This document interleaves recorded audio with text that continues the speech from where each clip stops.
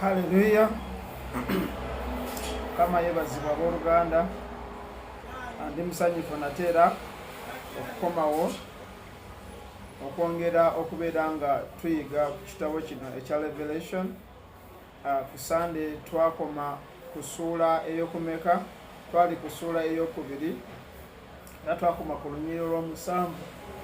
Kati olwaleero njagala tutandikire ku lunyiriri olw'omunaana, kubanga nakugamba nti ngenda kubeera nga nkisomesa chapter by chapter, verse by verse, linnya lya Mukama waffe Yesu Kristo. Amina. Bayibuli gye nina nakugamba ya luzungu, ate era gye ngenda okubeera nga nkozesa, naye ngenda kubeera nga ngivuunula mu Luganda mu linnya lya Mukama waffe Yesu Kristo. Amina. Hallelujah. So katutandike. Agamba bw'ati, to the angel of the church of Smyrna write, eri ekkanisa, eri malayika ow'ekkanisa eya Smyrna wandiika bw'oti. Hallelujah.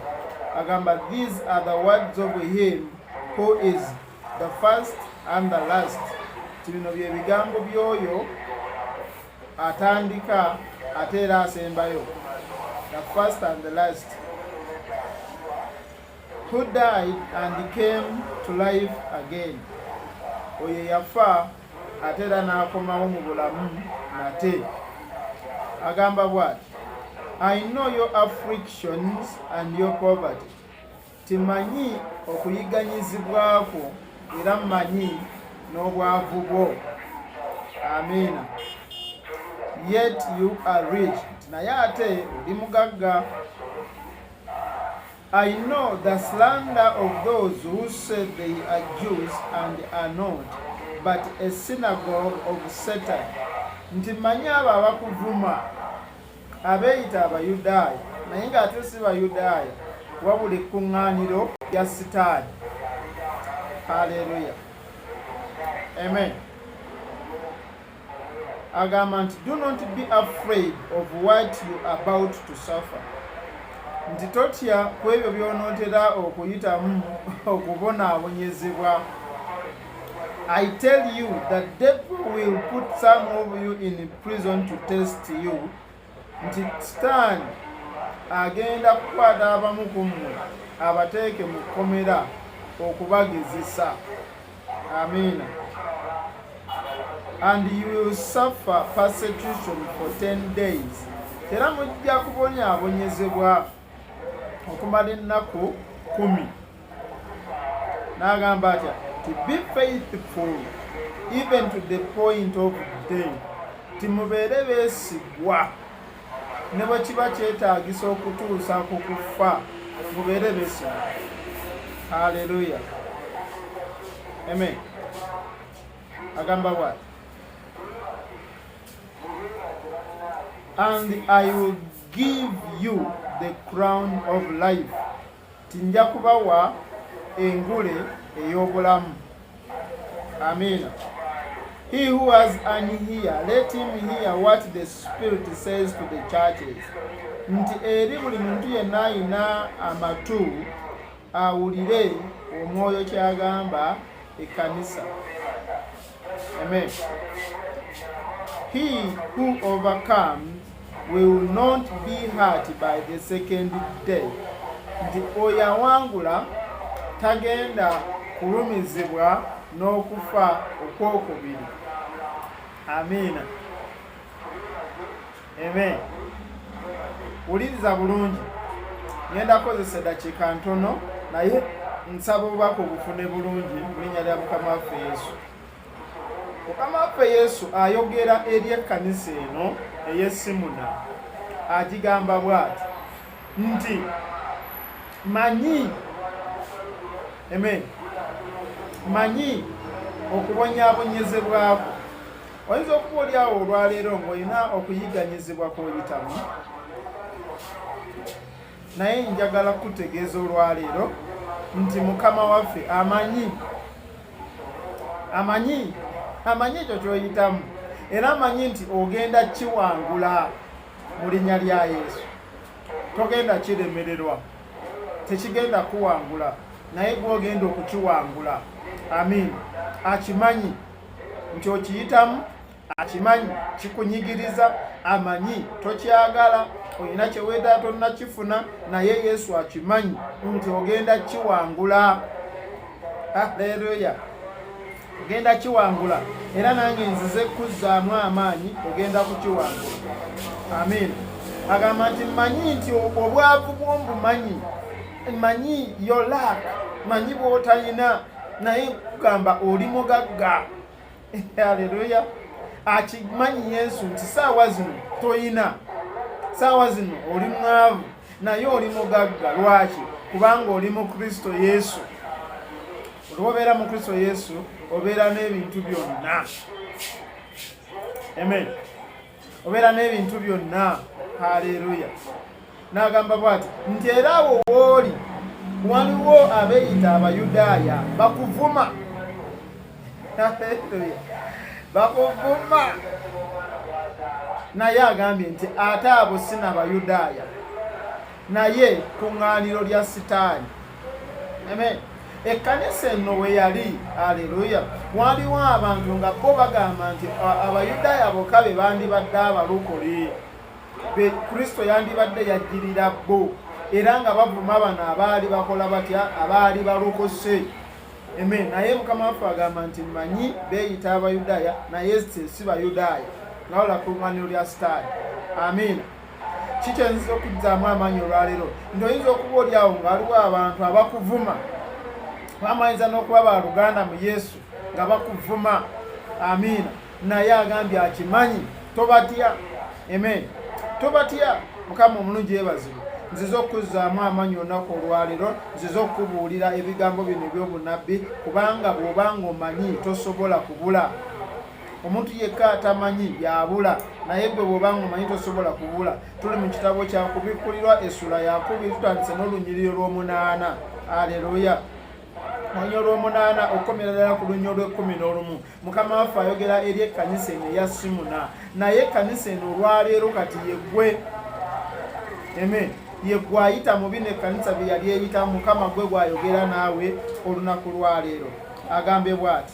Amiina. Nti era totya newankub'ebyo by'onootera okuyitamu nga bibonyaabonya. Waliwo ne by'onootera okuyitamu bikuli mu maaso awo naye nga byakunyigiriza, byakubonyaabonya. Naye Mukama waffe agambye tobitya, kubanga bizze kukugezesa. Amiina. Bizze kukugezesa.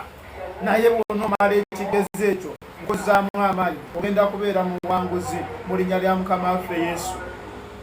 Hallelujah. Yes, Pastor Isaiah, I'm saying you are watching. Amen. Thank you for watching, man of God. Amen. But allow me to do this teaching in Luganda, in our language. I'll come back in an English version such that you may understand it even well in the name of Jesus.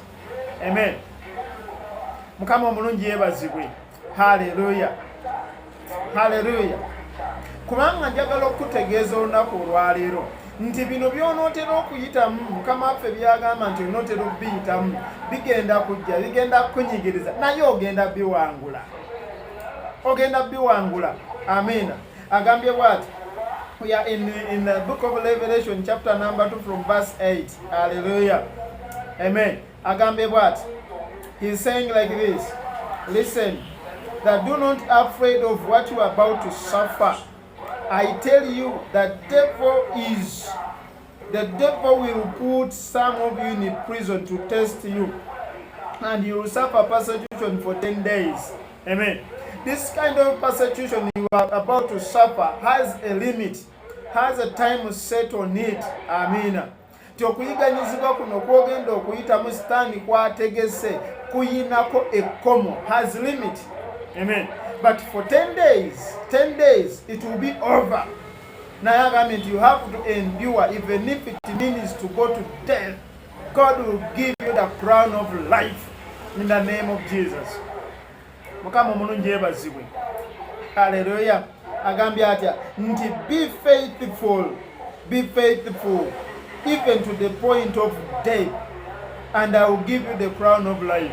Be faithful, my brother. Be faithful, even if it calls for death, even to that point of death. Remember, these were the days of the apostles. Tough days. Amen. Zene ennaku zaali nkambwe. Hallelujah. Ng'okugobera Kristo kyakuviirangako n'okufa. Amen. There were tough days that even following Christ you will even result into death. But he is saying to the church that be strong, be faithful, even if it means death. Amen. Thank God you are called in this generation, where the gospel is not persecuted to death, but to some parts of the world there is persecution, whereby it is a crime to believe in Christ. Amen. But thank God in your country, in our country, it's not like that. Amen. Nti kubanga ku mulembe gwaffe tebiri bwe bityo. Amen. Naye eri amawanga ng'okukkiriza Yesu okulokoka kikussa. Mukama omulungi yeebazibwe. Hallelujah.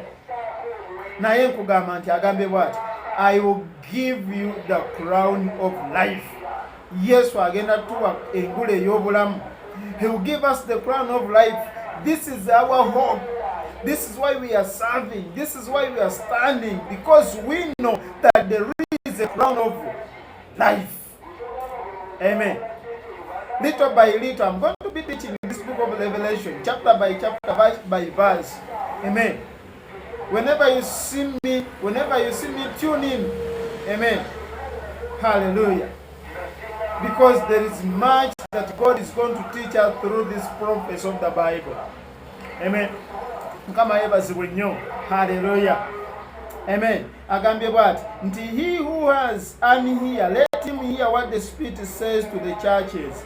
He who overcomes will not be hurt by the second day. Amina. Ti oyo alina amatu awulire omwoyo kyagamba ekkanisa, kubanga awangula tagenda kulumizibwa n'okufa okwokubiri.